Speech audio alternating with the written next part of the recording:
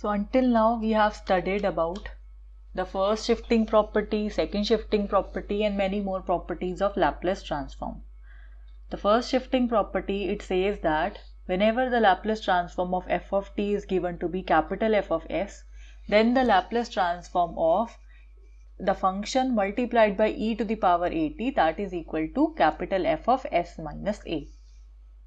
So that means whenever you multiply by e to the power at, you have to just change s with s minus a. This is what this property says.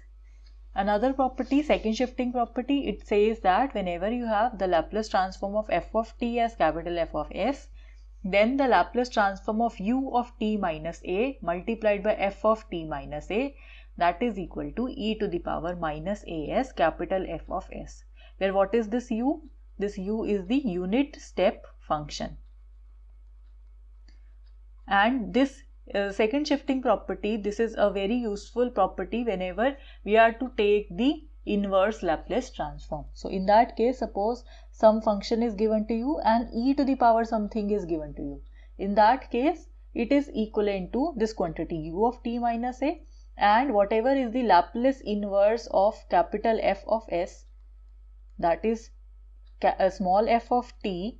So here in place of t we have t minus a, and whatever is minus a here, that same minus a comes here in the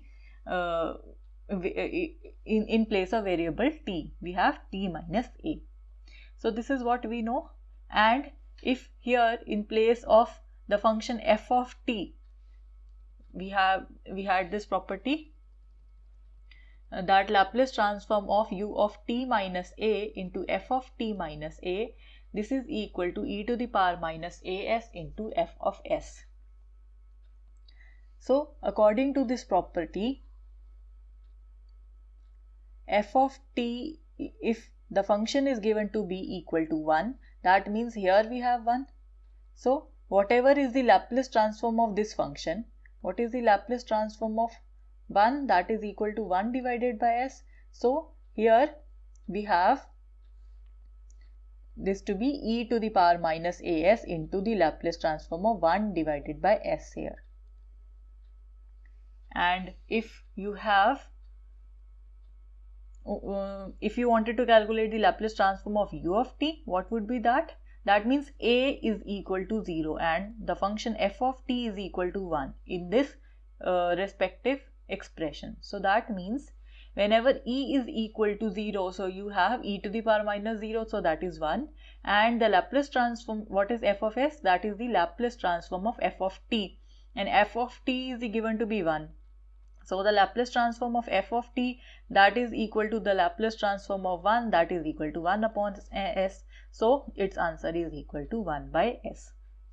So these are certain results that we already know. So according to this, let us see some questions.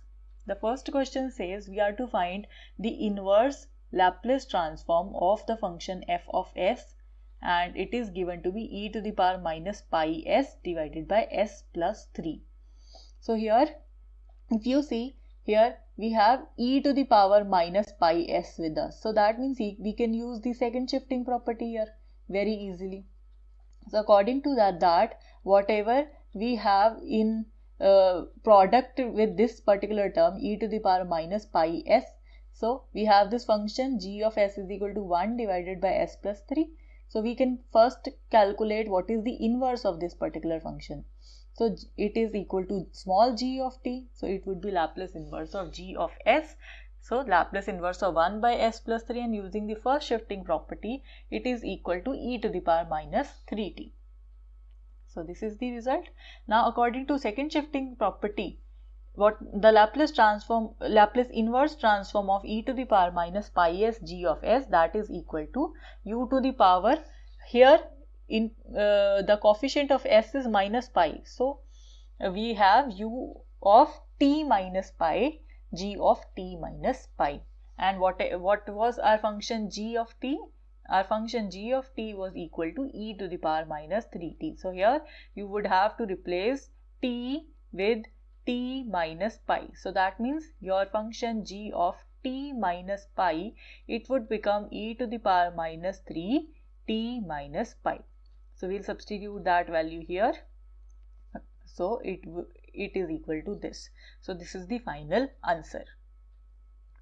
So let us now move on to the next example, which says that we are to compute the inverse Laplace transform of e to the power minus s divided by s plus 1 cube. So here also you notice that we have something multiplied to this e to the power minus s. So that means we can use second shifting property here. So for that, firstly what we will do, we will suppose the term 1 divided by s plus 1 whole cube to be g of s. So that we can compute the inverse Laplace transform of this term.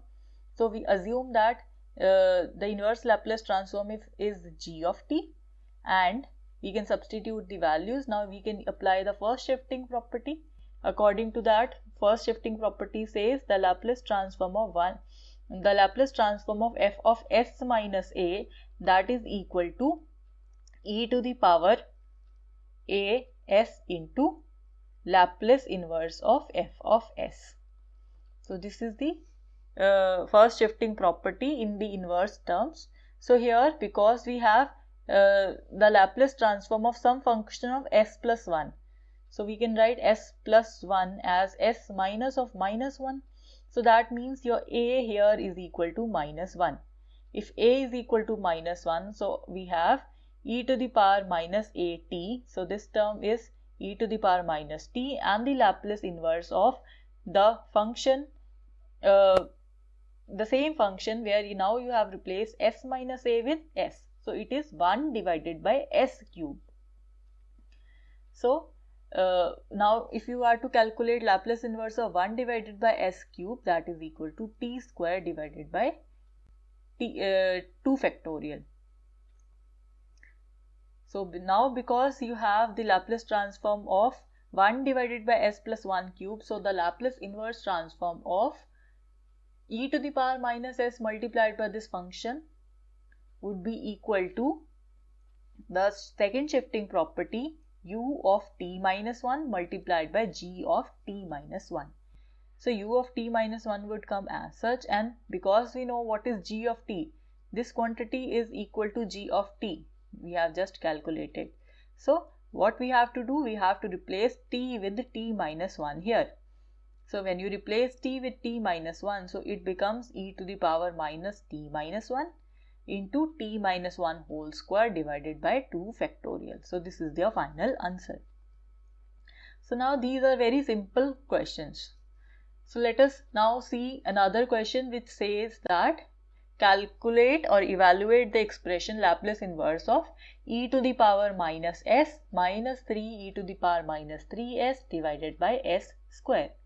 So first of all, we can separate all these terms using the linearity property. So accordingly, we will have Laplace inverse of e to the power minus s divided by s square minus 3 Laplace inverse of e to the power minus 3s divided by s square.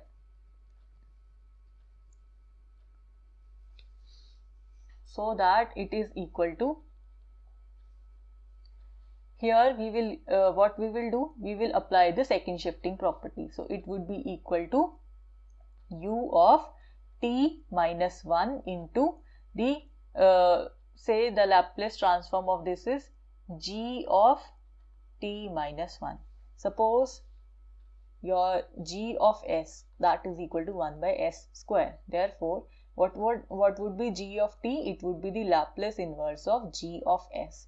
So that means the Laplace inverse of 1 by s square. So what is this term? This is t divided by 1 factorial. So the g of t is equal to t divided by 1 factorial. So that means g of t minus 1, what is this? This is equal to t minus 1 divided by 1. So that is this. This is the Laplace transform of first quantity. And what about second? For the second, we have minus 3 Laplace inverse of e to the power minus 3s divided by s square. So again, using this shifting property, second shifting property, it would be equal to u of t minus 3 because here our a is equal to minus 3. So it is t minus a. So it is t minus 3 into g of t minus 3. So that is the thing. Because this function 1 by s square, that is same as here. Okay. So we have minus 3 u of t minus 3 into g of t was t divided by 1 factorial. So g of t minus 3 would be t minus 3. So that means our final answer is u of t minus 1 into t minus 1 minus 3 u of t minus 3 into t minus 3. So this is the final answer. So next we have another question. It says that find the inverse Laplace transform of f e to the power minus s by 2 plus pi e to the power minus s divided by s square plus pi square. So in terms of unit step function. So the first step over here is we will separate out the terms. So it would be equal to Laplace inverse of the first term s divided by s square plus pi square into e to the power minus s by 2 and plus the Laplace inverse of pi divided by s square plus pi square into e to the power minus s. So this is using the linearity property. So this is using the linearity property. So using this linearity property, now we are able to apply the second shifting property here. So we can apply the second shifting property. Why? Because if you notice, we have this term e to the power something multiplied to something, and here also e to the power something into some other function of s. So that means we can apply second shifting property here. So it would be, the first term here would be u of t minus whatever is the coefficient of s here. So the coefficient of s here is minus 1 by 2 and the value of function calculated at t minus 1 by 2, where what is this function f1, where we say our f1 is equal to, where f1t, that is equal to Laplace inverse of this f1s. And what is f1s? That is equal to this whole quantity. So s divided by s square plus pi square. So the Laplace inverse of this quantity is equal to cos pi t. This is according to the direct formula of Laplace transform, inverse Laplace transform. Okay, so this is our f1t. Now look at the second term. Here also we will apply the second shifting property. So this becomes u t minus whatever is the coefficient of s here. So it is equal to minus 1, so t minus 1. And then multiplied by f2 of t minus 1. Now what is f2? f2 would be the inverse Laplace transform of this function. So that is equal to f of t, that is equal to Laplace inverse of f2s, which is equal to Laplace inverse of pi divided by s square plus pi square. That is what was our function? Yes, pi divided by s square plus pi square. And what is this? This is equal to sine pi t. So this is sine pi t. Okay. Now we have f1t, now we have f2t. Therefore, we have our answer, this term would become u of t minus 1 by 2. And then what is the value of f1?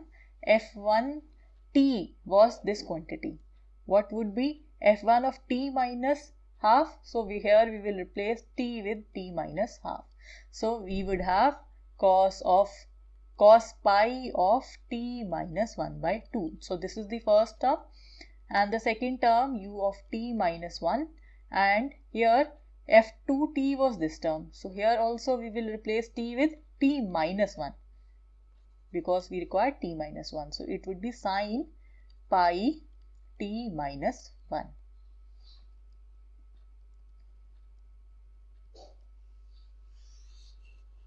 Okay, so we have u of t minus 1 by 2. Now here you see what is this? This is cos of pi t minus pi by 2. And the second quantity would come as such. So sine of pi t minus pi. So now you have some angle minus pi by 2. So using the laws of trigonometry, suppose you are standing over here. So minus pi by 2 means you are in fourth quadrant, and in fourth quadrant your angle is negative, and because we have pi by 2, it is converted to sine. So we have sine minus sine pi t here in place of this, using the laws of trigonometry. And we have u of t minus 1 as such. Now sine of pi t minus pi means you are here. You are somewhere here in third quadrant. In third quadrant also we have a negative value of sine, but sine would remain as such. So we would have sine pi t. So its final value would be equal to minus sine pi t multiplied by u of t minus half plus u of t minus 1. So this is the final answer.